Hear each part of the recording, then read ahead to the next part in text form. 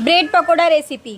तर याची जर चव तुम्ही एकदा ट्राय केलात तर कधीच विसरणार नाही। एवढं मस्त बनलेलं, एकदम महाराष्ट्रीयन पद्धतीने मी याला ट्राय केलेलं घरी। तर मी याला ब्राऊन ब्रेडमध्ये बनवलेलं होतं। तर 7-8 पाकळ्या मी लसणाच्या घेतलेल्या आणि 5-6 हिरवी मिरची आणि कढीपत्ता घालून मी याला ठेचून घेतलेलं। जिरा घालून मी याला ॲड करून मला एक कांदा कापून बारीक घेतलेला आणि त्याला पण ॲड केलं। मग मीठ घातलं आणि हळद घातलं आणि मग याच्यात शिजवलेले बटाटे आणि कोथिंबीर, चाट मसाला टाकून याला मस्तपैकी मी मिक्स करून घेतलेलं, एकजीव करून घेतलं।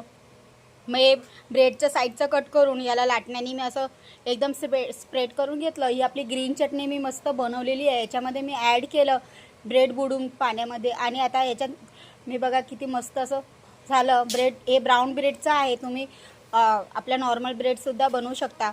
तर मी आता हे बघा चीज ॲड केलं याच्यामध्ये, माझ्या मुलाला चीजवाल्याला खूप आवडलेलं।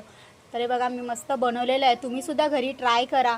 खायला खूपच चविष्ट लागतात आणि आपल्या मुलांना तर खूपच आवडतात, तुम्ही टिफिनमध्ये सुद्धा देऊ शकता। बाय।